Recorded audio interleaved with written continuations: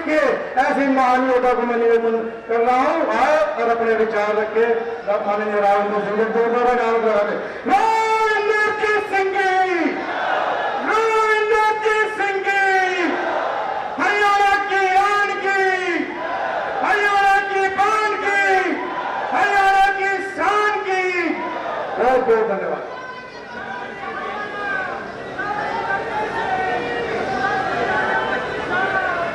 आवाज आ रही है मेरी पीछे का अच्छी तरह से? थोड़ा मेरे को स्टेज के ऊपर पूरी तौर के ऊपर समझ में नहीं आ रहा कि क्या लोग बोल गए, इतने वक्ता बोल गए, थोड़ा मेरे को नहीं समझ में आया।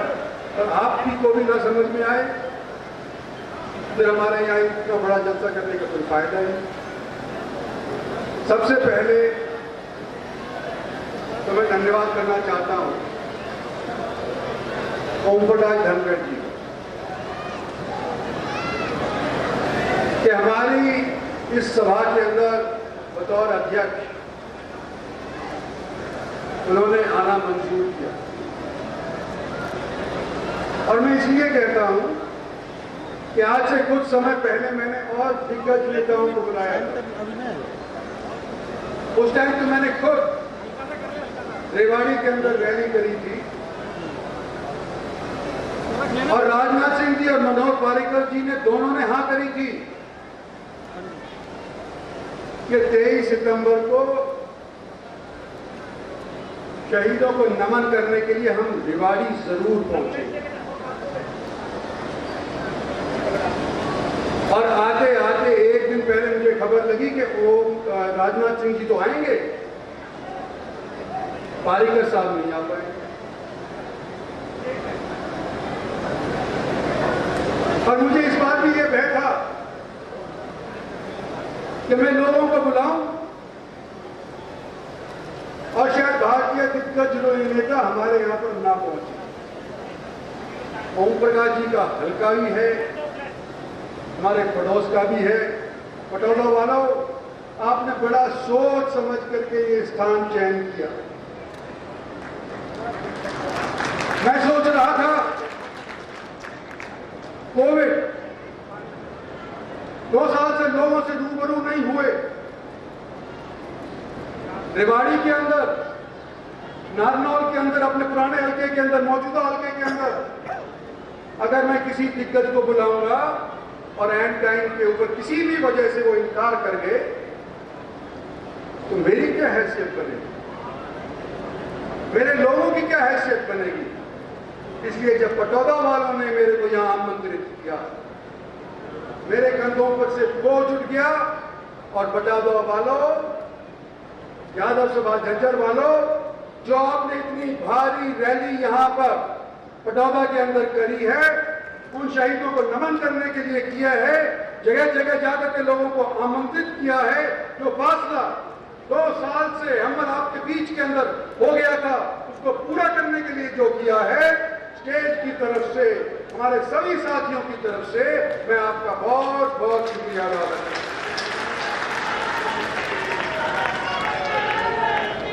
हमारे साथी एमपी साहब, धर्मवीर जी, रमेश जी कौशिक, जनरल वत्स, अरविंद शर्मा जी, ये भी आज हमारे बीच के अंदर आए हैं। हमारे राज्य और मुल्क के शहीदों को नमन करने के लिए आए हैं और हमारा आपका मनोबल बढ़ाने के लिए आए हैं। इनका भी मैं शुक्रिया अदा करना चाहता हूं, क्योंकि ये हमारे मेहमान। हमारे डॉक्टर बनवारी लाल जी, ओम प्रकाश जी हमारे मंत्री हैं। ज्यादा देर नहीं बोल पाए, क्षमा चाहता हूं। लेकिन सबसे ज्यादा क्षमा चाहता हूं प्रोफेसर छतरपाल जी का, 6 फुट 3 इंच का जवान हमारा, ये लेट आई, ये बोल नहीं पाया। छतरपाल जी मुझे माफ कर देना। और हमारे एमएलए साहिबान जो बैठे हैं, मंचा सिंह जो भारतीय जनता पार्टी के डिस्ट्रिक्ट के प्रधान बैठे हैं, चेयरमैन जिला परिषद बैठे हैं, ब्लॉक समिति के चेयरमैन बैठे हैं, मेयर साहिबा बैठे हैं, इन सभी का मैं धन्यवाद करना चाहता हूं कि शहीदों को नमन करने के लिए आए। धन्यवाद तो बाद के अंदर पटौदा वाले भी करेंगे, यादव सभा झज्जर भी करेगी, लेकिन शहीद परिवार से वास्ता रखने वाला अगर मैं इनका धन्यवाद नहीं करूंगा, मैं जल से आयोजित नहीं करूंगा, तो हरियाणा के अंदर और कौन करेगा।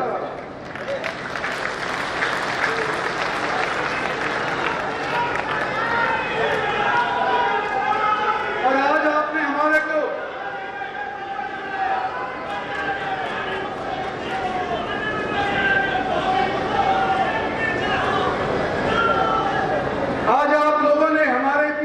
सभी को सुना, किसी को थोड़ी देर सुना, किसी को ज्यादा देर सुना। मैं जो वो कह चुके हैं उसको नहीं दोहराऊंगा और अपनी बात खत्म करने से पहले आखिर के 5 मिनट के अंदर मैं अपनी मन की भी बात कह करके जाऊंगा।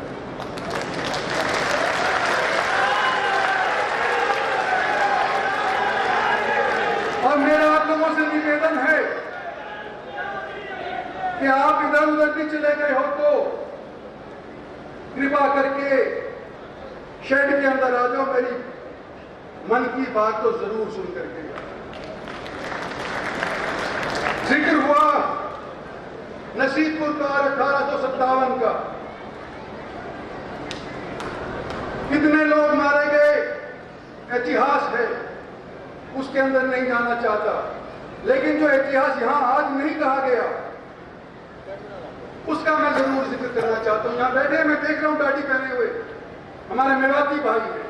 1857 के अंदर जहां शेखावाटी के राजपूत थे, वहां साथ साथ मेवात के मेर भी 1857 के अंदर अंग्रेजों के साथ लोहा दिए। हरियाणा का सारा क्षेत्र जगह जगह के ऊपर याद करता है, जैसे अहीरवाल को अहीरवाल में सीमित करने का प्रयास किया जाता है, इसी तरह से मेवात को मेवात के अंदर सीमित करने का भी एक प्रचलन चलता आया है।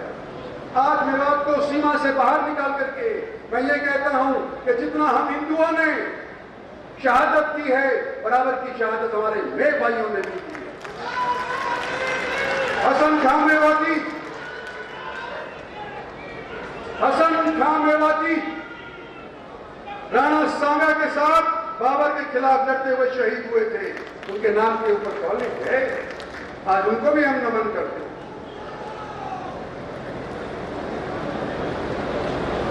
मैं 47 की बात करना चाहता हूं, 1947 की। कश्मीर हमारे हाथ से निकलने लग रहा था, कबीलियों का आक्रमण हमारे देश के कश्मीर के अंदर हो रहा था, और अगर चंद घंटे और भी जाते और भारत की सेनाएं वहां नहीं पहुंची होती तो कश्मीर की हवाई पट्टी के ऊपर भी उन कबीलियों को तो क्या पाकिस्तान का कब्जा हो जाता और कश्मीर हमारे से हमेशा के लिए लड़क रह गई थी। अभी भी कश्मीर के 2 झंडे थे, वो रड़क आकर के नरेंद्र भाई मोदी ने पूरी करी है, इसके मिसाल कोई और नहीं कर सकता। सन 62 का यह जिक्र किया मेरी बेटी आरती ने, निजामुल्लाह का जिक्र हुआ, शास्त्री जी का भी जिक्र होना चाहिए। उन्होंने नारा दिया था जय जवान जय किसान। चाहे वो 1.5 साल भारत के प्रधानमंत्री रहे थे, लेकिन पहली बार किसी प्रधानमंत्री ने यह सोचा था कि हमारी हिफाजत करने वाला कौन है, उसका नारा दो, उसकी जय बोलो। हमारा पेट भरने वाला कौन है, उसका नारा दो, उसकी जय बोलो। जभी से नारा ये प्रचलित है, जय जवान और जय किसान। और अगर आज किसान का बेटा हमारे साथ देश की हिफाजत के अंदर पेटी बांध करके नहीं खड़ा होता तो पाकिस्तान चीन हमारे पे काबिज हो जाता। और आज भी भय ये है कि इनसे तो हम लड़ लिए, अफगानिस्तान भी जुड़ गया, तालिबान भी जुड़ गया, और आज के दिन हम अपने किसान को, मजदूर को, पेटी की नौकरी करने वाला जो भी व्यक्ति आज के दिन जाता है उसको मान सम्मान और इज्जत नहीं देंगे तो आने वाले समय के अंदर ये 3 मुल्क हमारी चटनी पीस करके हमें को छोड़। इसलिए मैं ये कहना चाहता हूं कि शास्त्री जी का भी नाम जोड़ा जाना चाहिए। शायद यही वजह है कि यह बालक से खड़े अहीर रेजिमेंट का नारा दिया।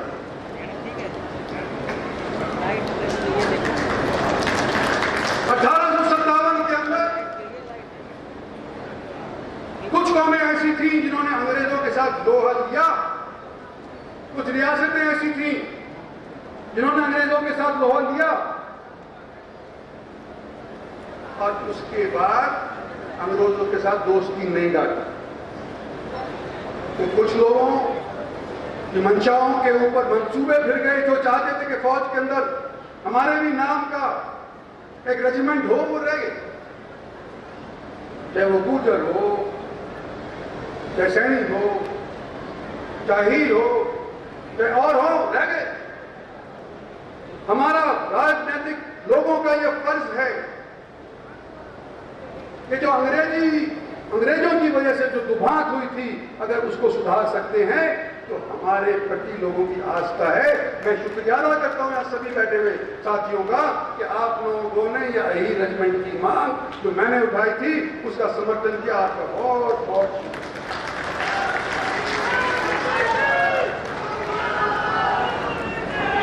सन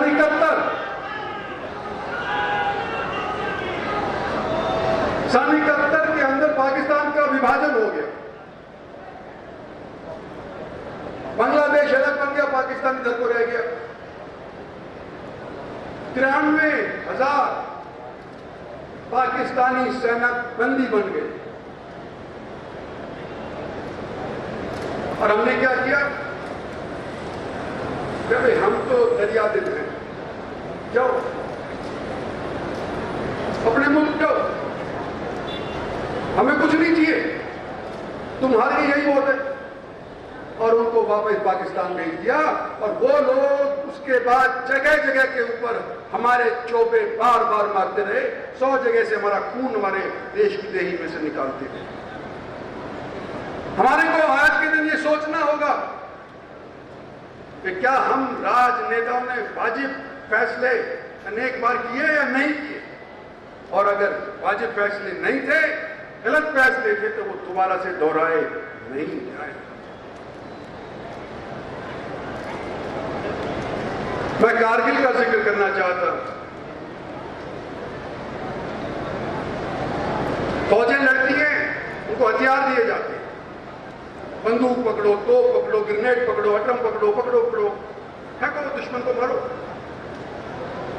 कारगिल के अंदर क्या हुआ कि आप जाकर के कारगिल की जो पहाड़ी है उसके ऊपर काबिल हो, ये फतवा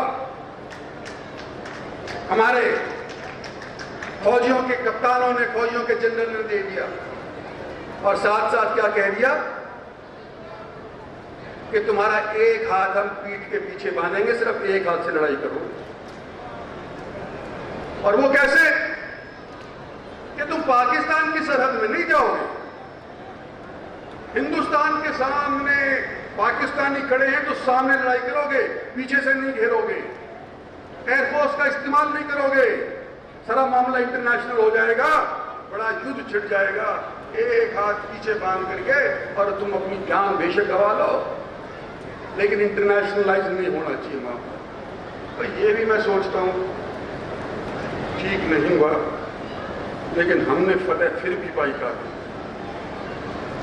और जो भी लोग आज के दिन सरहद के ऊपर अपनी जान दे रहे हैं, आज भी दे रहे, कल भी दिए थे, उन सबको मैं नमन करने के लिए आज आपके बीच में आया। लोग कहते हैं कि मैं राजा शाही परिवार से हूं, शहीद परिवार का भी हूं, ये भी कहते हैं, राजाशाही परिवार का यूं भी कहते हैं। कई जगह तो राजाशाही परिवार का अगर नाम आता है तो तुम्हारे मुंह से कांटा लग जाता है तुरंत। लेकिन हमारी राजाशाही तो अंग्रेजों ने छीन ली थी। 1857 के बाद जो हमारी रियासत थी वो कहां बची थी? आज के दिन अगर कोई मेरे को राजा कहता है या राजशाही कहता है या शहीद परिवार का कहता है, वो इसलिए कहता है कि उसके दिल में मेरे प्रति और मेरे पूर्वजों के प्रति प्यार है।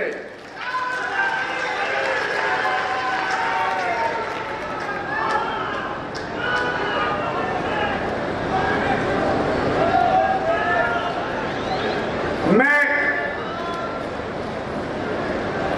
5 बार एमपी बना, 4 बार एमएलए बना हूं। हरियाणा में कोई और नहीं बना अभी तक। अगर मैं गलत होता तो मेरे को बार बार लोग चुन देते क्या? और आज आपको मैं यूं कहना चाहता हूं कि 40 साल मेरे को हो गए राजनीति के अंदर, 40 साल मेरे बाप को हो गए थे राजनीति के अंदर, उससे पहले उनके बाप को हो गए थे। बार बार हमको क्यों चुनना चल रहे हैं? एक ही कारण है कि हम जनता की आवाज उठाते हैं। एक ही कारण है कि जनता के साथ हम दुहात नहीं करते। एक ही कारण है कि बार बार लोग आज के दिन भी कहते कि इंद्रजीत सिंह आप लड़ो, अपनी बेटी को भी लड़ो। लेकिन पार्टियां फैसला करती है नहीं लड़ाया। नेता कैसे बनते यह भी मैंने सीखा। 2 तरीके हैं, या तो पार्टी आपको ऊपर से पैराशूट से घेर दे तो आप नेता बन जाओगे, या पब्लिक आपको नीचे से सराह दे। 1 बार नहीं, 2 बार नहीं, मंत्री तो बन जाओगे, एमएलए भी बन जाओगे, हार भी जाओगे और फिर भी दोबारा बन जाओगे। कई बारों के बाद जाकर के कोई लोग नेता बनता है जब पब्लिक उसके पीछे खड़ी होती है। क्या क्या दिक्कतें होती है मुझे।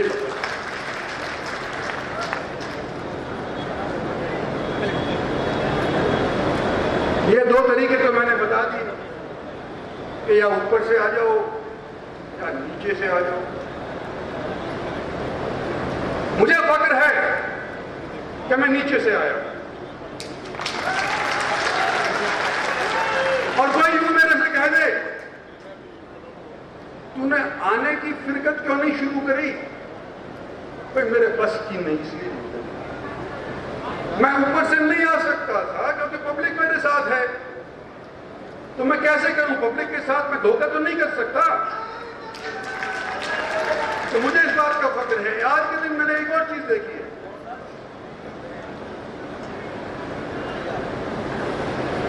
गाली गलौज जो चढ़ रहा हो उसको गाली गलौज करो।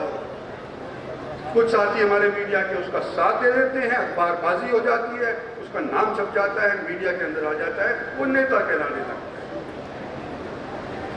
लेकिन मैं पहले भी अर्ज कर चुका हूं और आज फिर आपको कहता हूं कि नेता की फराक में मैं हूं कि किसी दिन बन जाऊं। आज तक बना नहीं हूं, हालांकि मैं 9 इलेक्शन जीत गया। चौधरी भजनलाल की सरकार में मैं मंत्री था। मुझे फूड एंड सप्लाईज का महकमा दे दिया था, फॉरेस्ट का सप्लाई दे दिया था, अंतरपंत्रम और महकमे मेरे को दे दिया चौधरी भजनलाल की सरकार। और जब मैं गांव के अंदर मंडियों के अंदर जाया करता था कि तुम्हारे वाजिब माल मिल रहा है कि नहीं, एफसीआई में तुम्हारा ग्रेन स्टोर हो रहा है कि नहीं, तो नया नया था मैं हरियाणा के, ये नया ही था। और जैसे जमींदार होते कोई गाय खरीदने जाता है तो देखता है कि भाई इसके दांत घिसे तो नहीं है, कितनी बूटी है ये गाय, इसकी पूंछ लंबी है कि छोटी, इसके थन कैसे हैं, बैल कैसा चाहिए हमारे को, घोड़ा कैसा चाहिए हमारे को, सबकी परख होती है। और फिर पूछते हैं बल्दियत, तेरी बल्दियत क्या है? तो भाई मेरे से भी बल्दियत पूछी और मैंने कहा राव वीरेंद्र सिंह का बेटा हूं। और जब जाकर के मुझे पता कि नेता क्या होता है, राव वीरेंद्र सिंह उस टाइम कुछ नहीं थे, लेकिन जब मैं मंडियों में जाया करता था तो लोग मेरे से कहा करते थे, जो राव आया भाव आया, राव गया भाव आ गया, उसका तू बेटा है, आओ स्वागत करो, हुक्का पी मेरे साथ बैठ कर। नेता तो ऐसे बने जाते, चाहे बेशक थोड़े दिन के लिए बनो, लेकिन जिस दिन आप बनो, जिस दिन आपके पास ताकत आए, उस दिन जनता का सुधार करो, जनता की बात मानो, जनता के दिल के ऊपर छा जाओ, जब जाकर के आप नेता कहलाओ जाओगे, वैसे नहीं करो। और अब लो जी मेरे मन की बात। मैं पहले ही कह चुका हूं कि कोविड के बाद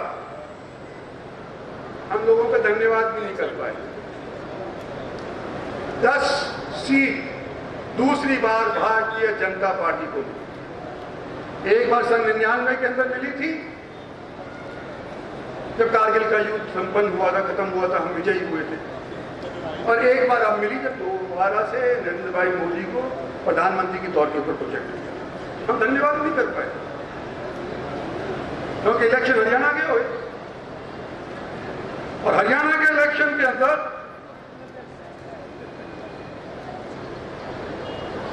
जितनी हम सीट उम्मीद करे थे, 75, 90 में से 75 सीट नहीं है। 4 महीने के अंदर कहां 100% रिकॉर्ड था हमारा रिकॉर्ड घट करके 50% नहीं रहा। तो पहली बात तो मैं कहना चाहता हूं अपनी पार्टी से, और धनखड़ साहब तो मैंने पहले ही कहा, बड़े सहनशील, मैंने देखा है ऐसे सहनशील नेता नहीं होते तो वो पार्टी नहीं चला सकते। हरियाणा है, ये ऐसा वैसा प्रांत नहीं है। हरियाणा के अंदर भी धाकड़ लोग रहते हैं, कई जगह के अंदर रहते हैं, अपने आप को 30 मार का समझते हैं, और उनकी सुनी नहीं जाएगी तो आपे से बाहर भी हो जाते हैं। और धनखड़ साहब सहनशील है, बहुत कम है। तो मैंने देखा है, छोटी मोटी पार्टी की मीटिंग जो होती है, वो ग्रुप वगैरह होते हैं, उसके अंदर होती है के बाद में मेरे को गलत ना समझा जाए। मैं स्टेज से एक बात ये पहले पार्टी को कहना चाहता हूं कि मैं भारतीय जनता पार्टी का एमपी हूं, मैं नरेंद्र भाई मोदी की सरकार का वजीर हूं, और अब तक मेरा इतिहास है कि जिस पार्टी में मैं रहता हूं, जिस थाली में मैं खाता हूं, उस थाली के अंदर मैं छेद नहीं करता। ये पहले ही स्पष्ट हो जानी चाहिए बात, कि लोग कहीं कुछ कोई बात के अंदर। और दूसरी बात मैं यूं कहना चाहता हूं पार्टी को, और धनखड़ साहब को तो क्या मैं कहूं, तो मेरे साथी हैं। आपके बीच के अंदर कुछ संघ वाले भी बैठे होंगे, आपको पता नहीं, हो सकता है आपका पड़ोसी हो, जो रिपोर्ट करेंगे कि इसके ऊपर क्या हुआ। तो भाई मैं डबली सेफ होना चाहता हूं कि एक तरफ तो धनखड़ साहब कहें, एक तरफ से वो कहें, कि ऐसा ना हो बीच के अंदर मेरी बात बरगला दी जाए और खराब कर दी जाए। मैं क्या कहना चाहता हूं पार्टी से, कि मैं इस स्टेज से कुछ नहीं मांग रहा। कोई सोचे कि ये इसलिए इसने करी है कि कुछ चाहता होगा, कुछ नहीं चाहिए। सिर्फ शहीदों को नमन करने के लिए आज के दिन स्टेज के ऊपर आया हूं। पार्टी से मुझे आज के दिन बहुत मिल रहा है, मुझे पार्टी से और कुछ नहीं। एक चीज के ऊपर मैं अड़ सकता हूं, वो मेरी इज्जत, मेरे साथियों की इज्जत, मेरे एरिया की इज्जत, ये नेगोशिएबल नहीं है। और राजनीतिक तौर के ऊपर अगर देखो, सन 14 के अंदर नरेंद्र भाई मोदी प्राइम मिनिस्टर बने, पहली बार अपनी मेजॉरिटी हरियाणा के अंदर भारतीय जनता पार्टी लेकर के आई, सबने बदलते। हरियाणा में 90 सीट हैं, हम 47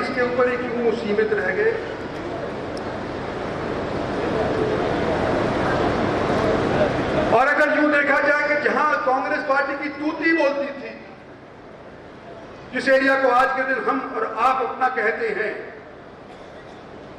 उसमें एक भी कांग्रेसी नहीं बचा। सारे के सारे लुढ़का दिए जनता ने और भारतीय जनता के एमएलए को वहां पर स्थापित कर दिया। तो ये हमारा आपका मिलमा क्षेत्र है, जिसके सहयोग से और नरेंद्र भाई मोदी के आशीर्वाद से पहली बार सन 14 के अंदर ये सरकार हरियाणा के अंदर बीजेपी की बनी। और दूसरी बात, पता नहीं कहां से नारा निकला है, अब की बार 75 बार, अब की बार 75 बार। हम भी गफलत में मारे गए कि भाई 75 तो क्या, ये 80 पहुंच जाएंगे, परिश्रम करने की जरूरत ही नहीं, घर बैठो जीत जाएंगे। तो भाई हम अहिरवाल से बाहर नहीं निकले और नतीजा क्या हुआ कि अहिरवाल के अंदर की जो 2-4 सीटें थी, पहली दिवाली थी, उनमें भी घाट हो गई। दिवाली जैसी सीट जो हम जीत से गए थे, कोई जयचंद्र ने हरा दी, हमारी पार्टी के लोग थे, उनको इनाम भी मिल गया।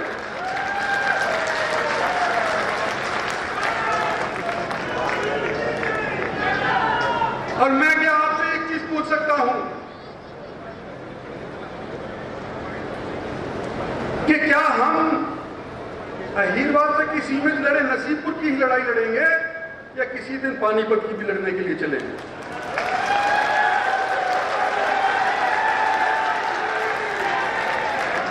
जो कहानी हम सोचे थे तो हुई नहीं, जो कह रहे थे करेंगे उनसे हुआ नहीं, तो हम उनका योगदान करने के लिए बाहर हरियाणा से निकल के चलें कि नहीं चलें?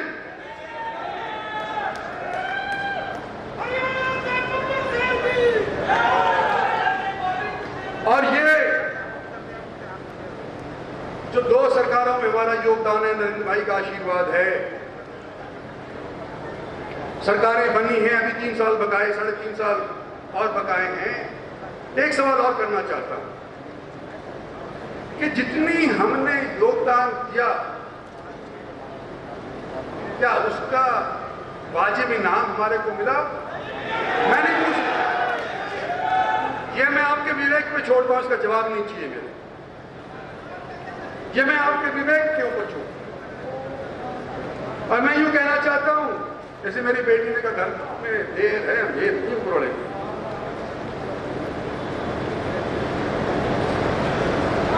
दूसरे, आज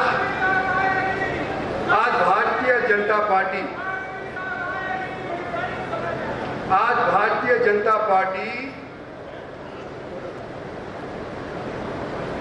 और उनके नेता थोड़े से क्षेत्र के अंदर ही सिमट करके रह गए, हमारे वाला क्षेत्र के अंदर। और हम प्रयास करेंगे, जहां अही रेजिमेंट की करेंगे, और मैं आपसे अभी से अनुरोध करता हूं कि हम मिलकर के यूं कहेंगे किसानों से भी बात नहीं बनी, करनी चाहिए।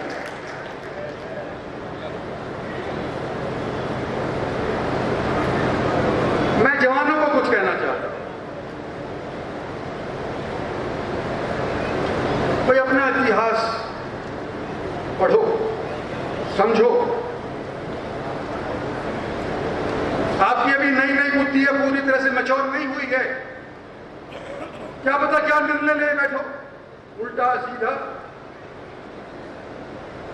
लेकिन निर्णय लेने से पहले अपना इतिहास जरूर पढ़ो, ये मैं अपने नौजवान साथियों को कहना चाहता हूं, फिर ही जब ही आप सही फैसला ले पाओगे। मैं अपने भाइयों से भी कुछ कहना चाहता हूं, सगे भाइयों, इतना ही कहना चाहता हूं कि तुम भी सोचो, समय बदल रहा है, सोचो। और मैं अपने साथियों से कहना चाहता हूं,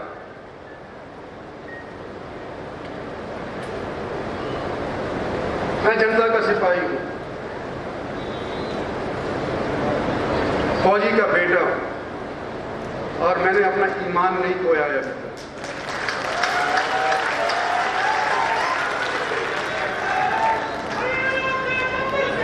पिछले दिनों के अंदर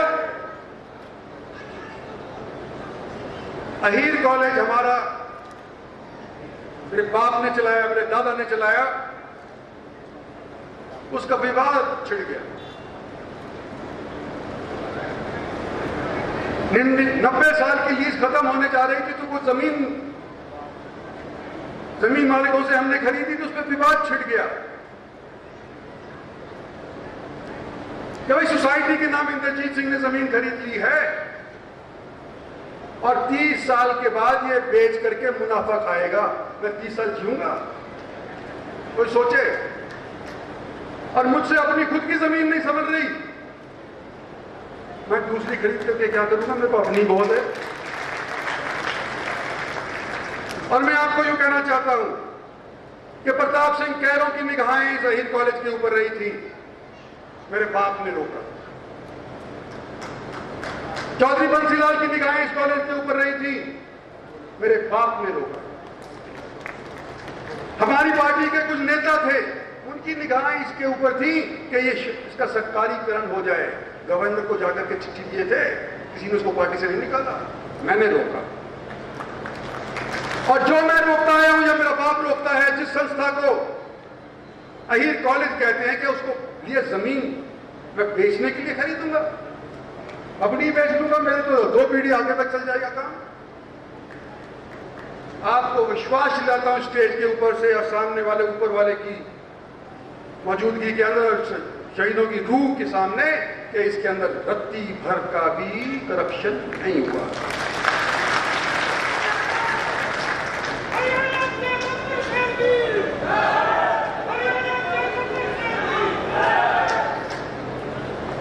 मेरे दुश्मन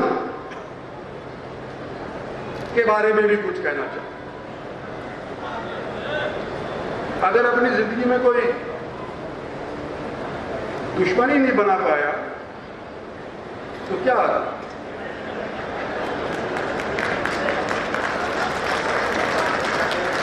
मैं अपने दुश्मन को धन्यवाद करना चाहता हूं,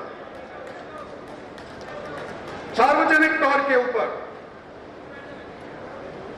कि मैं सोच रहा था कि भाई 70 साल का हो गया, बतेरा 40 साल लोगों की सेवा करनी, कुछ लोगों की मानी, कुछ पार्टी ने की मानी, कुछ अपनी कही, कुछ नहीं मानी गई, बहुत हो लिया, रिटायर हो जियो, सोच लो।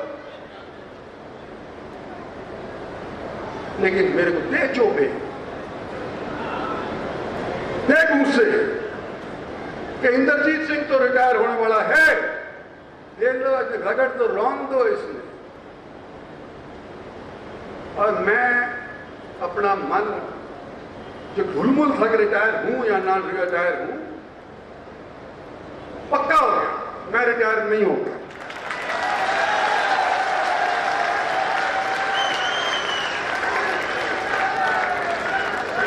आखिर क्यों?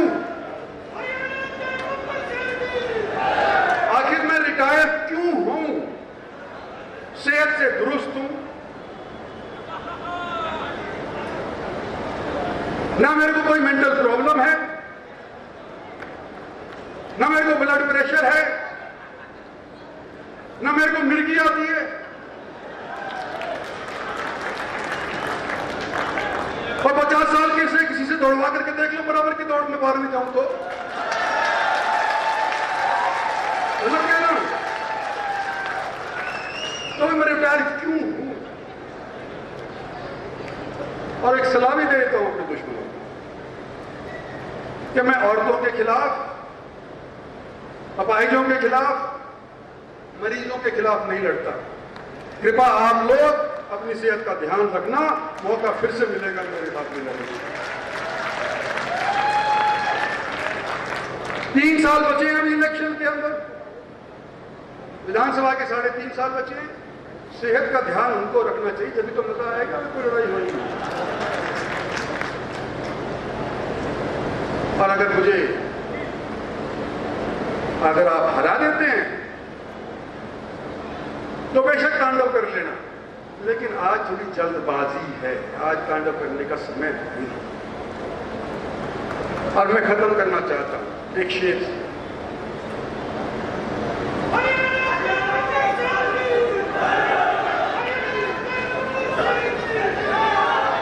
नटवर सिंह जी मेरे दोस्त नहीं, मेरे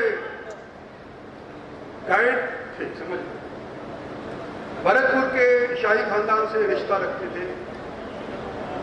और जब मैं पहली बार मंत्री बना, विदेश राज्य मंत्री बना, तो वो बड़े मंत्री मेरे घर भी आए, गिर भी गए, चोट भी लगी, टांका भी लगा। बड़े नेक इंसान, बड़े लिखे जाट।